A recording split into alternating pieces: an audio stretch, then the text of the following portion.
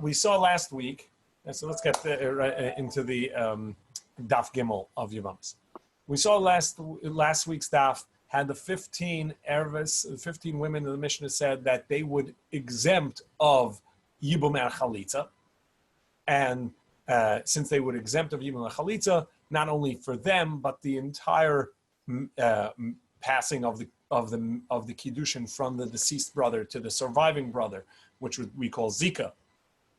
So there's no Zika at all. And so even the Tzara, even the other wives, which are not an erva, would also be exempt. And that is that is called Tzoras erva, the sister wife of an erva. We saw a case in the Mishnah that even Tzoras Tzara is going to be exempt. The Gemara is going to begin with several questions as to the order of the Mishnah. Why did the Mishnah start with which are the exempt ervas that would exempt from Yibum Chalitza? Bito, Ubas Bito, Basmana, his daughter, granddaughter, and his wife's daughter, etc. So the Gemara asks, why do we start with that? After all, the Gemara is going to tell us later that we learn all of the exemption from one place. We learn it from Achos Ishtay.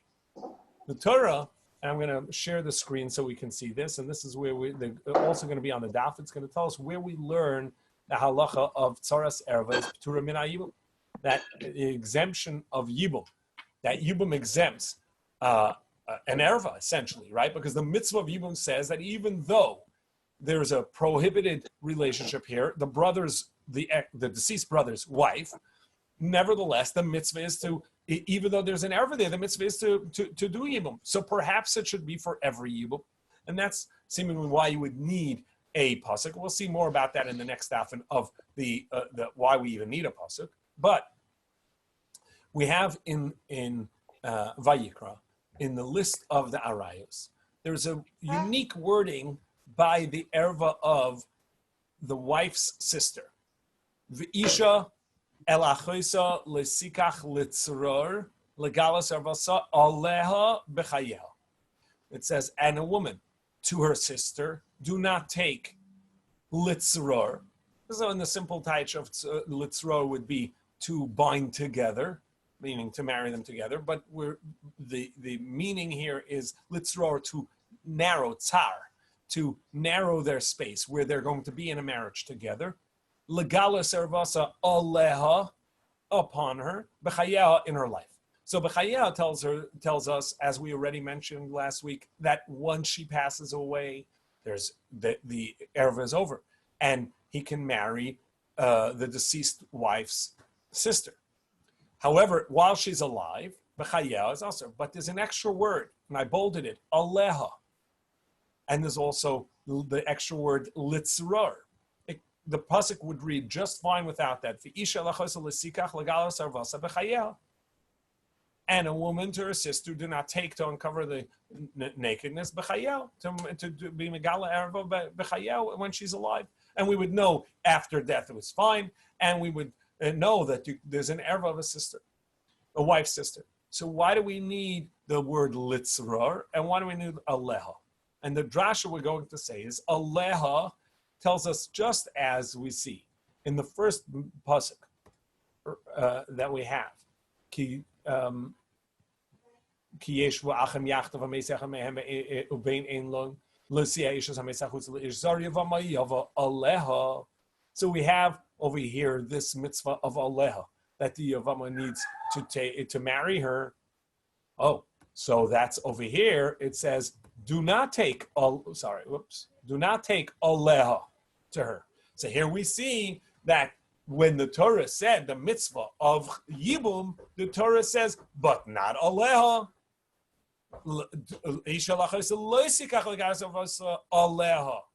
Where you have a mitzvah of aleha. So aleha tells me that even though there's a mitzvah, the erva is in place. And since it's true for this one, and the Gemara is going to say on Amud Beis that just as she is an erva, right? Any other the nema kan alel and nema lahalan alel. Ma lahala mamakim mitzvah, avkama mamakim mitzvah, amar chmona lesikach, and the Torah says, do not do so. And from there we learn that anything that is chayav is an erva, and there's a kores. That's where the Torah anachatas, when it's done unintentionally, that's where the Torah exempted yibum. So we have this exemption of yibum for this case. Now, just as an aside, because we're going to see this throughout the Masechta, Rabbi Akiva does not make the comparison of Hallel. He has a different drasha and an entirely different Masechtas Yevomos. But the way the halacha is and the way we follow is the way the majority of the Masechta goes is that we have this drash aleha from Achos Isha, the sister of the wife. The sister of the wife, it says legalos ervasa aleha, to tell you that even though the mitzvah of aleha yibum applies, it does not apply to an erva. And since it doesn't apply to this erva, it doesn't apply to any of the ervas. Great. So we know that. So the Gemara asks, and this is the way this daf begins, really at the bottom of Beis Amid Beis, the daf begins. So why is that not the first thing in the Mishnah? The first thing in the Mishnah should be, this is an exemption, the wife's sister, Achos Isha. And then we say, and all the rest of them. So why do we start with Bita?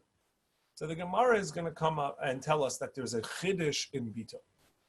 The Torah tells us a Isser Erva for a sister, a half-sister and a half-sister, but not for a full sister. And it also says for his wife's daughter. Now, generally, wife's daughter would include not only his wife's daughter from somebody else, but also his own daughter as his wife's daughter. But there's a possibility that it's not his daughter is not his wife's daughter if it was out of wedlock. That would be the case of our Mishnah, and because that's also bitoi, but it's bitoi ma'anasasai, which is that there's no nisuin, so it's not ishto, so it's not bas ishto, it's not the daughter of his wife. It's not his wife. It's not the daughter of his wife, but it is his daughter, and there's going to be a erva, and therefore a patur of im. And since that we know is prohibited to him from a drasha, from gzeira shava heina zima zima, as that the Gemara says at the beginning, and therefore we start with that. So because it comes with a drasha, it's chaviva, it is precious, and it's mentioned first. Once it mentions, and so then it goes in the order. Once it mentions his daughter, it mentions his granddaughter, and therefore mentions his wife's daughter, her daughter and granddaughter, and her mother and grandmother. And then it goes into siblings. So it says in the Isser Achva. So it mentions also his brother's wife when not a mitzvah, which is Eishes Achshalei Ba'olamai, when he was born after. And it mentions his sister, and then it mentions immediate relatives, siblings, and then it goes to his daughter-in-law, which is not really his immediate relative. So that's the order of the Mishnah, and that's where the Gemara discusses what the order is. And then the Gemara goes to another discussion, which is important because it opens up a new question and understanding the system of Yibum. And that is the question why the Mishnah says, these 15 women, Hotros Tzareseim, V'tzares Tzareseim, Min Chalitza Man Yibum. It exempts of Chalitza and Yibum. Wait, it should say it prohibits, because it's a prohibition. It's not only an exemption, it's a prohibition. So why doesn't it say prohibition? So the Gemara says, because I would have thought, if it would have said prohibits Yibum, I may have thought, but Chalitza is still obligated. Which opens up a question. What is the... Yeah. All right, for those of us who haven't gotten that far into the daf, are you able to show us where you are inside? Sure. We are now about halfway, 2/3 down on Gimel Amid base. Amid Aleph, sorry. My area the Tani Poitros, Lisni Israis. Why does it say Potter? It should say Usr. See that? Yeah. Yes, I've got it. Yeah.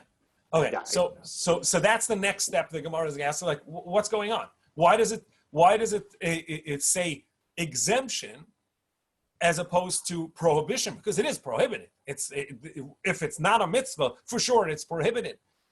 And in fact, not only does it have the original prohibition, it also has the prohibition of the brother's wife. It's multiple prohibitions at this point. Why does it say poitros exempts instead of oisros, which is prohibited?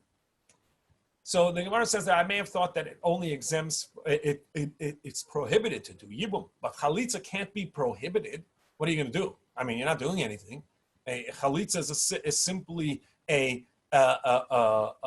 mechanism for ending the zika, for ending the deceased brother's kiddushin extending into this time and passing it on. Fine, so you end the chalitza and do chalitza, and you can't say, oh, it's prohibited. So I may have thought that there's still an obligation for one and not the other. And here we're going to open up a question because the Gemara goes back and forth and says, no, really, that's not true. You don't have yibum without chalitza. But the question is, they are two separate mitzvahs that we mentioned from our Rabbi Baruch Finkel that the Mishnah does say two statements. It says it exempts of chalitza and of yibum. Now, it should have just said exempts of chalitza and yibum.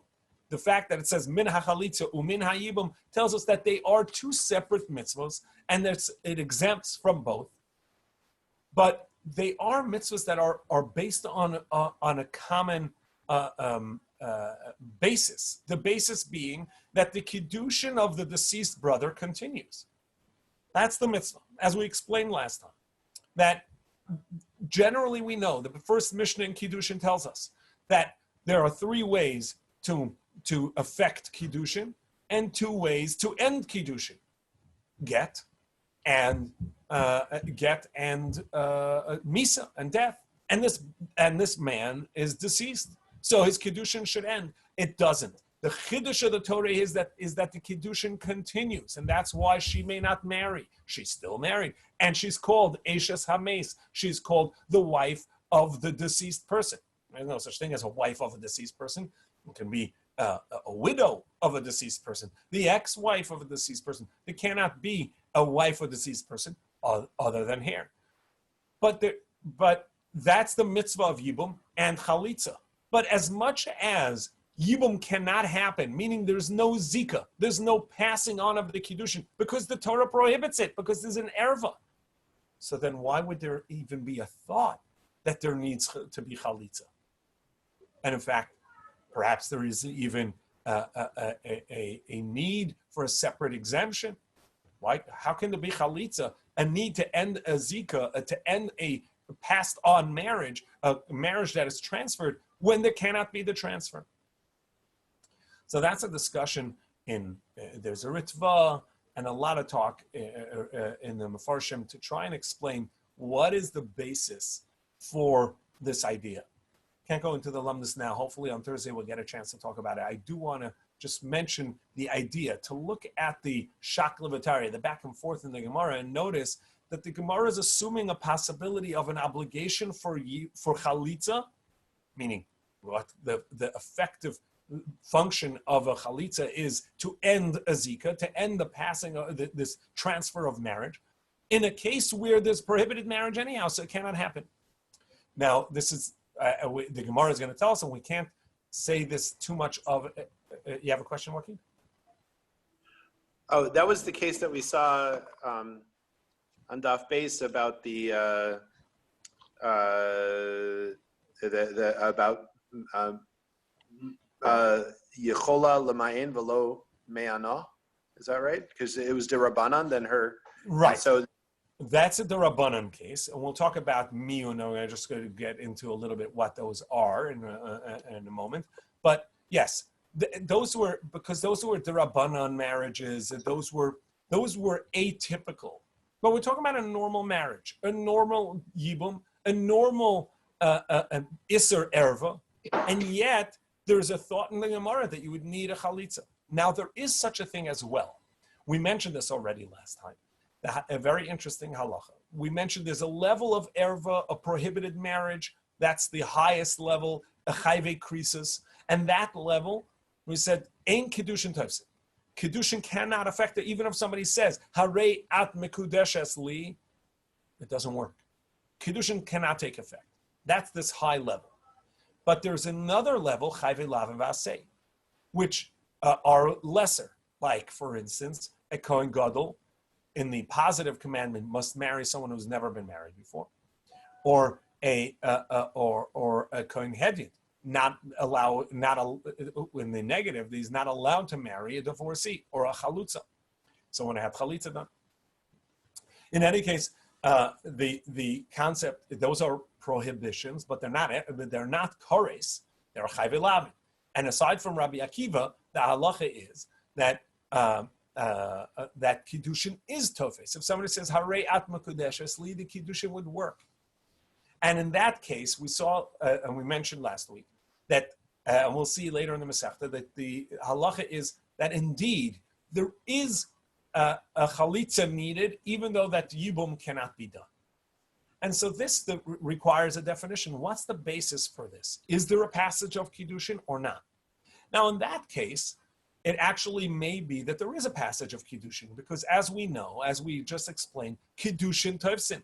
Kiddushin can take effect on that level prohibition, and therefore maybe the brother's kiddushin effectively is transferred enough that you're not allowed to do the yibum, but enough that you still transferred enough. There's enough zika that you need chalitza, and we'll see much more of that later on in the Masechta. But for the concept, what we're seeing is that there's a possibility for these two mitzvahs, the mitzvah in pasuk hey, and the mitzvah in pasuk tes, to be separate. That one is not allowed to be done, and the other is. Now, Rav Nachum Partzovitz, Rav Moshe Feinstein, and many others deal with what is the halacha if, in such a case, by chayve lavin, where one brother married a divorcee, and the brother who is a Kohen now has a zika to this divorcee, because the brother is deceased without children, passes the kiddushin on to his living brother who is a Kohen, and not allowed to marry this woman. It's chayve lavin, but it's not kores. And he goes ahead and he does yibum against the Torah's will. Does that take effect or not? Now, generally we say chayve lavin, kiddushin is tovsin. But if there's no mitzvah, well, then it's actually the deceased brother's wife, eshes ach shelo b'mkam mitzvah, without a mitzvah. So Rav Moshe Feinstein says there actually is a mitzvah. It's just that you're not allowed to do the mitzvah, but the mitzvah is there. So then perhaps we're going to say that you never have chalitza without yibum. It's just that in this case, the yibum is there and the chalitza is there, but you're only allowed to do one. That's Rav Moshe Feinstein's biur in this sugya. Rav Nachum Partzova says similarly. In the Ritva, it seems not that way. But the concept I'd like to in going into the question and answer in that Gemara to look at, is the Gemara saying that it's possible to be exempt from yibum and yet be obligated in chalitza? Or no, you're obligated in both, you're just not allowed to do one of them. What's the Gemara's conversation in the Shakla V'Tari Gemara? That's something to look at. Want to, on Amid Beis, I already mentioned the drasha of Aleha, which tells us that an erva is asura b'yibum. But Litzrar tells me not only the erva, but even saras erva.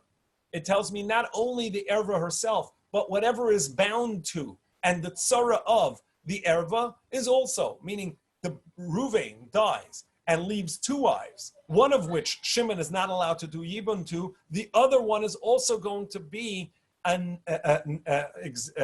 exempt or prohibited to do yibum on account of litzror.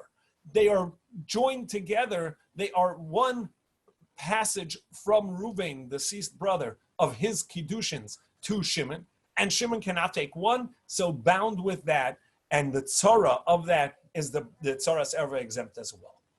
And it says not latzur, but litzror, the double resh, to tell us that not only the tzara, but the tzaras tzara as well. The Gemara brings other prohibitions in marriage which are not going to be the same level of exemption, such as a sota. The halacha is that Ruvain has a wife, and she was going into a secluded place with a different man, and the husband Ruvain says, "Don't go," warned her, and she went anyhow. That's sota, and now Ruvain is prohibited with his wife, and then he dies childless. So, does that prohibition change the status of yibum or not? And does it change for the tzara? Miyun. Miyun is a case where it can be miyun b'chayav and miyun shelo b'chayav. Classic case of miyun is a man passed away and he left a daughter who is 9 years old, 8 years old. She can't get married on her own. She doesn't have das. But without a protector of a father, it was a very dangerous place, a very dangerous space to be. So Chazal enacted the possibility that the widow mother or the orphan brother, older brother, can arrange a marriage for this young woman, for this young girl, really, in a way that at least she'll have a protector, a benefactor, and that was the safest thing for her benefit. But she's allowed to, at any point, annul that kiddushin, that non-kiddushin, that rabbanon kiddushin, by just saying, "I don't want it. I don't want this marriage," and at that point, it would exempt her. And so no get needed, no annulment needed. She says, "I don't want it," and that's over. So it is based on her will. That's miyun. Now, if that, since it's not a real, I'm going to say not a real, it's not a oraisa kiddushin. So if she is the erva, so obviously it's not going to be, it's not a real passage of kiddushin from the deceased brother, because there isn't really a kiddushin there. What's the case of that it's an erva? Well, if the father is alive, right, that wouldn't be bito. How can you have the daughter who's saying miyun? He's alive. So the case, as we saw earlier, the case is where the father married her off and she was divorced, and she doesn't go back to her father's house at that point, and therefore, and she's still in a vulnerable space, and there could be miyun, there could be kiddushay katana at that point, and miyun as well, kiddushay katana, kiddushay of a minor, and miyun with a rejection where she can say, "I don't want it," and it automatically is null and void, doesn't require an annulment, doesn't require a get, it's a null and void kiddush. We're basically out of time. The end of the Gemara essentially adds another few cases, and that's the end of Daf Gimel. Hopefully, Bez Hashem, this will give you some entry points into the Daf and the ability to get the Daf throughout the week. And Bez Hashem, on Thursday, we'll go through more points. If there are any questions that come up throughout the week, feel free to share it so that I can address them in the Thursday shir, Bez Hashem.